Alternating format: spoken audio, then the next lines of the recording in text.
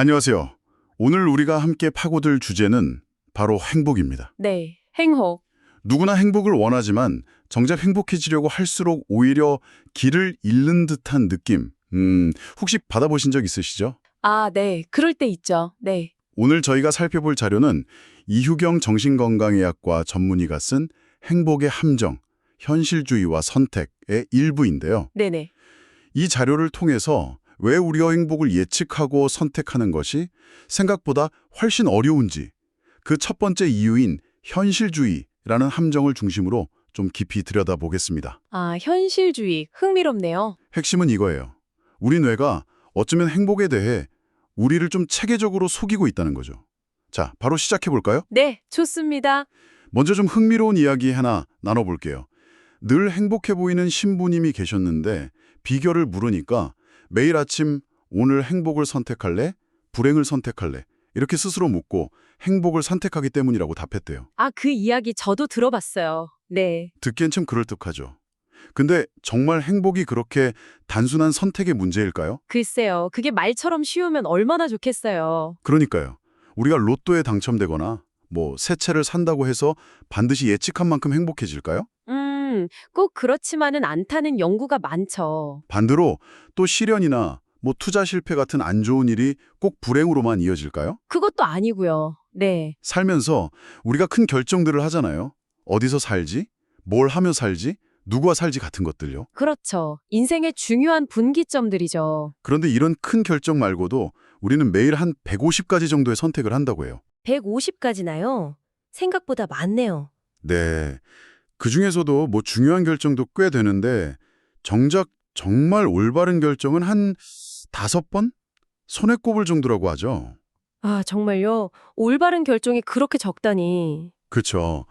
브라이언 트레이시 같은 동기부여가들은 성공 비결로 결정과 결심의 중요성을 엄청 강조하는데 어쩌면 행복도 마찬가지 아닐까요? 네, 결정과 결심 중요하죠. 문제는 그럼 우리에게 진짜 행복을 가져다 줄 올바른 선택, 이걸 어떻게 하느냐는 거죠. 바로 그 지점에서 하버드대 심리학자 데니엘 길버트의 연구가 아주 중요해집니다. 아, 데니엘 길버트. 네. 길버트는 우리가 행복을 어떻게 생각하고 또 행복을 가져다 줄 거라고 믿는 선택들을 어떻게 하는지 이걸 아주 깊이 파고들었죠. 네네. 그리고 아주 좀 충격적인 결론을 내립니다. 충격적인 결론이요? 뭔가요? 행복은 착각이다 라고요. 헉, 행복이 착각이라니요. 좀 너무 비관적인 거 아닌가요? 우리가 미래를 상상하고 기대하는 게 다 소용없다는 뜻인가요? 아, 완전히 소용없다는 뜻은 아니고요. 다만 우리가 미래의 행복을 예측하는 그 방식 자체에 큰 오류가 있다는 거죠. 방식의 오류요? 네. 우리는 보통 현재의 감정이나 경험을 바탕으로 미래를 상상하잖아요. 그리고 그 상상이 현실이 될 거라고 아주 철석같이 믿어요. 그렇죠. 당연히 그렇게 생각하죠. 하지만 인간의 경험이라는 게 지극히 주관적이고 또 우리 뇌는 세상을 있는 그대로 받아들이는 그런 완벽한 장치가 아니거든요. 내가 완벽하지 않다. 네. 그래서 우리가 상상하는 미래의 행복하고 실제로 나중에 경험하는 행복 사이에는 생각보다 큰 격차가 생기기 쉽다는 겁니다. 이 착각이 클수록 실망도 커지고 결국 행복에서 멀어지게 된다는 거죠. 아, 그러니까 행복해지려면 일단 그 착각부터 줄여야 한다. 이런 말씀이시군요. 맞습니다. 정확해요. 길버트는 이 착각을 일으키는 대표적인 심리적 함정 3가지를 이야기하는데요. 3가지 함정이요? 네. 바로 현실주의, 현재주의, 그리고 합리화입니다. 현실주의, 현재주의, 합리화. 오늘은 그중 첫 번째 함정인 현실주의에 좀 집중해 볼 텐데요. 이건 쉽게 말해서 내 눈에, 내 마음에 보이는 대로 세상이 실제로 존재한다고 믿는 경향을 말합니다. 내 마음에 보이는 대로 현실이 존재한다고 믿는 경향? 이게 왜 문제가 되는 거죠? 그냥 당연하고 자연스러운 거 아닌가요? 그게 자연스러워 보이지만 바로 이 점 때문에 우리가 큰 착각에 빠지게 된다는 거예요. 아, 그래요? 왜죠? 왜냐하면 우리 뇌는 세상을 객관적으로 인식하기보다는 생존에 유리하게끔 정보를 끊임없이 편집하고 해석하기 때문이죠. 뇌가 편집을 한다고요? 네, 아주 간략하게 뇌과학적 배경을 설명드리자면 우리 뇌는 본능을 담당하는 뇌간, 감정을 다루는 구피질, 상상이나 이성을 관장하는 심피질, 이렇게 여러 영역이 복잡하게 얽혀 있어요. 네, 그렇죠. 그런데 진화적으로 봤을 때 생존을 위해서는 생각하기 전에 반응하는 방식이 우선시 되었거든요. 아, 일단 피하고 보는 거예요. 그렇죠. 위험 앞에서 저게 뭐지? 분석하기보다 일단 피하고 보는 게 생존에 유리했으니까요. 하긴 그렇겠네요. 게다가 뇌는 들어오는 모든 정보를 다 처리하지 못해요. 이게 중요한데요. 1초에 약 200만 바이트의 정보에 노출되는데 실제로 처리하는 건 극히 일부인 134바이트 정도라고 합니다. 200만 중에 134요? 와, 엄청난 차이인데요. 그렇죠. 그럼 나머지는 어떻게 할까요? 뇌는 기존의 경험과 지식을 바탕으로 빈틈은 채워 넣고 불필요하다고 판단되는 정보는 빠뜨립니다. 마치 자동 편집기처럼요. 자동으로 채우고 빠뜨린다. 네. 기억도 마찬가지예요. 경험 전체를 고스란히 저장하는 게 아니라 핵심적인 실마리만 저장했다가 나중에 그걸 바탕으로 이야기를 재구성하죠. 재구성한다고요? 그럼 원래랑 달라질 수도 있겠네요. 그럼요. 이 과정에서 원래 없던 내용이 추가되거나 있던 내용에 빠지는 일이 비일비재합니다. 성냥팔이 소녀가 추위에 떨 때 그 소녀의 기억과 옆에서 그걸 본 백만장자의 기억이 같을 수가 없는 것처럼요. 와, 듣고 보니 우리 뇌가 거의 무의식적인 편집자나 다름없네요. 내가 보고 기억하는 게 실제와 다를 수 있다. 이게 바로 현실주의 함정의 핵심인가요? 정확합니다. 바로 그거예요. 현실주의는 바로 이 뇌의 편집 과정을 우리가 전혀 인지하지 못하고 뇌가 보여주는 그 편집된 결과물, 즉 내 마음속 이미지나 기억을 실제 현실이라고 철석같이 믿는 경향을 말합니다. 우리가 전혀 인지하지 못한다고요? 네. 이 편집 과정은 너무나 빠르고 조용하게 그리고 너무나 그럴듯하게 이루어지기 때문에 우리는 속고 있다는 생각조차 못하죠. 마치 마술사의 현란한 손놀림에 감쪽같이 속아 넘어가는 관객처럼요. 아, 마술사 비유 확 와닿는데요. 그래서 이 현실주의 성향 때문에 우리는 존재하지 않는 것을 보기도 하고 일어나지 않은 일을 기억하기도 하는 겁니다. 그럼 우리가 보는 세상이 진짜 있는 그대로의 모습이 아닐 수도 있다는 거네요? 좀 섬뜩하게 들리기도 하는데요. 그렇죠. 특히 뇌는 존재하는 것, 눈에 보이는 것에 훨씬 더 큰 비중을 둡니다. 있는 것, 보이는 것이요. 네.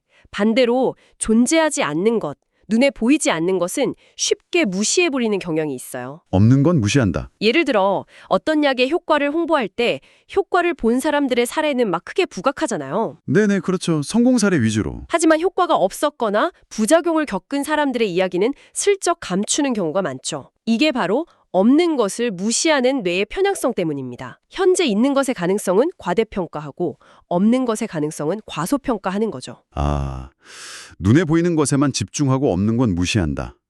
이게 우리가 일상에서 판단을 내릴 때 구체적으로 어떻게 나타나나요? 이 현실주의 함정, 즉 보이는 게 전부라고 믿는 경향은요. 우리가 불확실한 상황에서 빠르게 판단을 내려야 할 때 사용하는 일종의 정신적 지름길, 바로 휴리스틱으로 이어집니다. 휴리스틱이요. 아, 들어본 것 같아요. 네, 휴리스틱은 완벽하진 않지만 경험에 기반해서 이만하면 괜찮겠지 하고 어림짐작으로 빠르게 결론을 내리게 돕는 일종의 경험 법칙 같은 거예요. 생각의 지름길이죠. 아하, 일종의 생각의 단축키 같은 거군요. 그럼 이 현실주의 함정과 관련된 대표적인 휴리스틱에는 어떤 것들이 있을까요? 다 알기엔 시간이 부족할 테니 좀 핵심적인 것만 짚어주시죠. 네, 좋습니다. 길버트가 말한 세 가지 함정 중 오늘은 현실주의에 집중하고 있으니까요.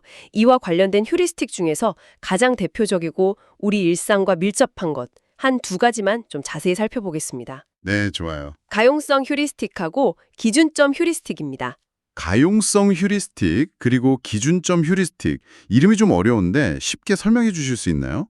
먼저 가용성 휴리스틱은 뭔가요? 가용성 휴리스틱은 어떤 정보나 사례가 내 머릿속에 얼마나 쉽게 떠오르는가? 즉, 가용, 한가에 따라서 그것이 얼마나 자주 발생하거나 중요하다고 판단하는 경향을 말해요. 아, 쉽게 떠오를수록 더 중요하고 흔하다고 생각한다. 네, 그쵸. 기억하기 쉬울수록 더 흔하고 중요하다고 착각하는 거죠. 예를 들어 주실 수 있나요? 아주 흔한 예로 비행기 추락사고 뉴스를 크게 접하고 나면 갑자기 비행기 타는 것이 실제 통계보다 훨씬 더 위험하게 느껴지는 경험 다들 있으시죠? 아, 네. 맞아요. 괜히 불안해지고. 그쵸? 또는 친구가 특정 질병에 걸렸다는 소식을 들으면 나도 혹시? 하면서 그 병에 걸릴 확률이 높다고 걱정하게 되고요.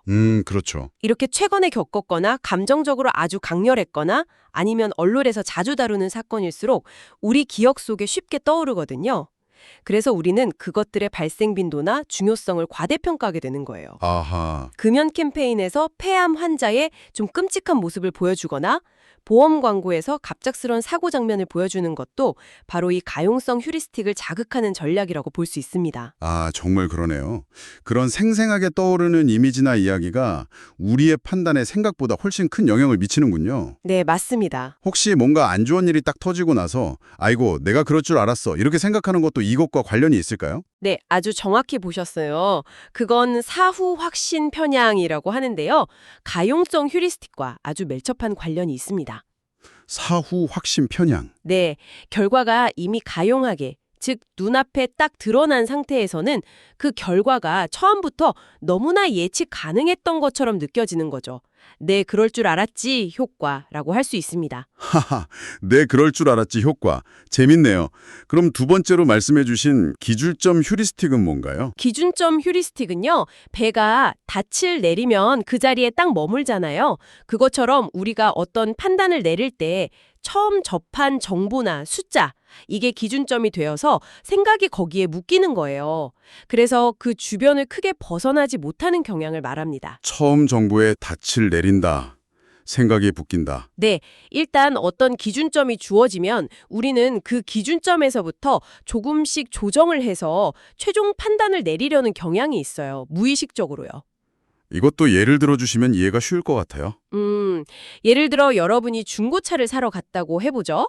판매자가 처음 부른 가격이 1,500만 원이었다고 쳐요. 네, 1,500만 원. 설령 그 가격이 좀 터무니없이 높다 해도 그 1,500만 원이 일종의 기준점, 앵커가 되어서 협상을 시작하게 됩니다. 아, 그렇죠. 거기서부터 깎으려고 하겠죠. 네. 그래서 결국 1,300만 원에 샀다고 해도 처음 가격에서 200만 원이나 깎았다고 만족할 수 있지만 만약 애초에 적정 가격이 1,000만 원이었다면 여전히 비싸게 선 셈이죠. 아하, 첫 기준점이 계속 영향을 미치는군요. 맞습니다.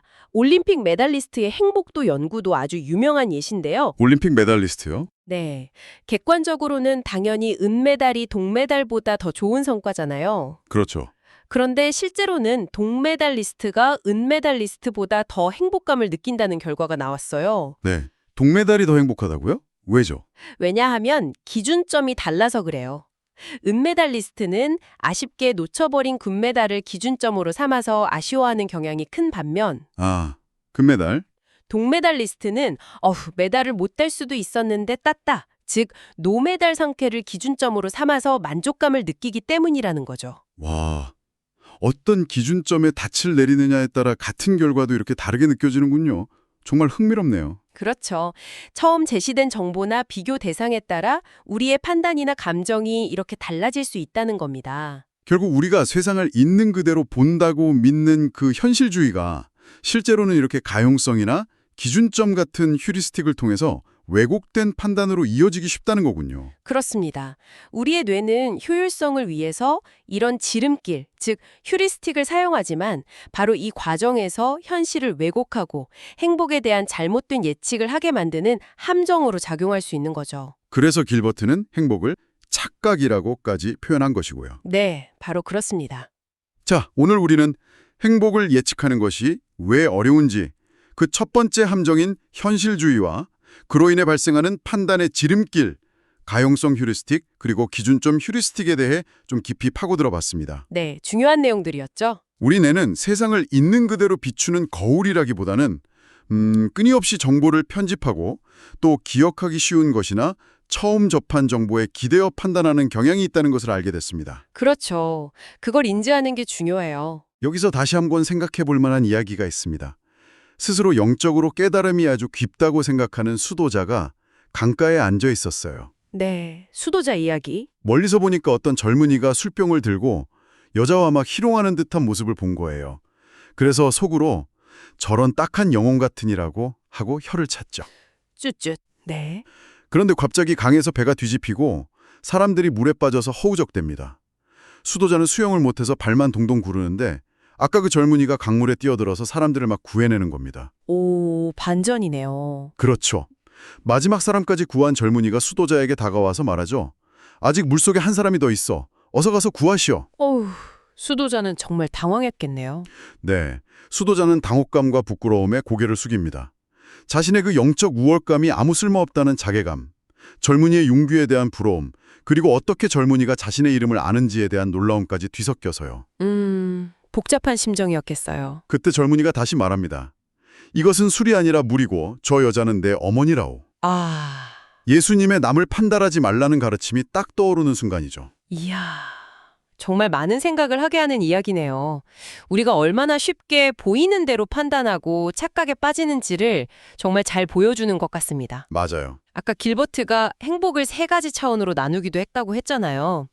감정적 행복, 좋은 기분 느끼는 것, 평가적 행복, 자기 삶에 만족하는 것, 그리고 도덕적 행복, 의미 있고 가치 있는 삶, 고결함. 네, 감정적, 평가적, 도덕적 행복. 수도자는 처음에 젊은이를 보면서 딱하다고 평가했잖아요. 어쩌면 그 순간에는 일종의 우월감에서 오는 평가적 행복을 느꼈을지도 모릅니다. 그럴 수도 있겠네요. 하지만 진실을 알게 된 후 자신의 그 섣부른 판단을 멈추면서 어쩌면 더 깊은 차원의 행복, 즉 도덕적 행복에 가까워질 기회를 얻게 된 거라고 볼 수도 있겠죠. 아, 판단을 멈추는 것? 그게 도덕적 행복과 연결될 수 있군요. 네. 그렇다면 처음에 이야기했던 그 신부님의 행복 선택은 어떻게 봐야 할까요? 단순히 오늘은 기분 좋게 지내야지 이런 감정 상태를 선택한다는 의미를 넘어서 어쩌면 이 수도자처럼 섣부른 판단을 멈추고 세상을 있는 그대로 받아들여려는 태도를 선택한다는 의미로 해석할 수도 있지 않을까요? 오, 아주 좋은 해석인데요. 피터 드러커는 경영이란 올바른 일을 올바르게 하는 것이라고 했잖아요. 행복도 단순히 기분 좋은 상태를 추구하는 걸 넘어서 이런 올바른 선택, 즉 편견과 착각에서 벗어난 선택을 통해 얻어지는 것일지도 모르겠습니다. 네, 저도 그 말씀에 동의합니다. 올바른 선택이란 단순히 내 기분이나 주관적인 평가에만 의존하는 것이 아닐 겁니다. 그렇죠. 오늘 우리가 쭉 이야기한 것처럼 우리의 인식은 이 현실주의 함정에 빠지기 너무 쉽고 또 가용성이나 기준점 같은 편향에 쉽게 휘둘리거든요. 네, 정말 그런 것 같아요. 따라서 진정으로 행복에 가까워지는 선택은 이런 편향들을 우리가 먼저 인식하고 잠시 판단 중지, 판단 유보 상태에 머무르면서 상황과 맥락, 또 나와 상대방의 입장을 좀 더 폭넓게 고려한 후에 내려지는 결정일 수 있습니다. 판단 중지, 판단 유보. 네. 기대와 편견을 잠시 내려놓은 그런 평정심의 상태에서 이루어지는 선택인 거죠. 이것이 어쩌면 처음에 이야기했던 그 신부님처럼 오늘 행복을 선택하는 더 깊은 차원의 경지일지도 모릅니다. 우리의 인식이 이처럼 함정에 빠지기 쉽고 또 편향에 물들기 쉽다는 것을 알게 된 오늘, 여러분의 일상적인 크고 작은 결정 속에서 잠시 멈춰서서 한번 스스로에게 질문을 던져보는 건 어떨까요? 네, 어떤 질문일까요? 내가 지금 혹시 보이는 것에만 너무 의존하고 있지는 않은가? 내 판단이 너무 쉽게 떠오르는 기억이나 아니면 처음 들은 정보에만 영향을 받고 있지는 않은가 하고요. 아, 좋은 질문이네요. 스스로를 점검해 보는 거죠. 네, 이 판단 중지 연습을 통해서 현실을 조금 더 왜곡 없이 바라보고 이를 통해 예측 불가능한 행복에 조금 더 단단하게 다가갈 수 있을지도 모릅니다. 이것이 오늘 저에게 여러분께 던지는 생각할 거리입니다.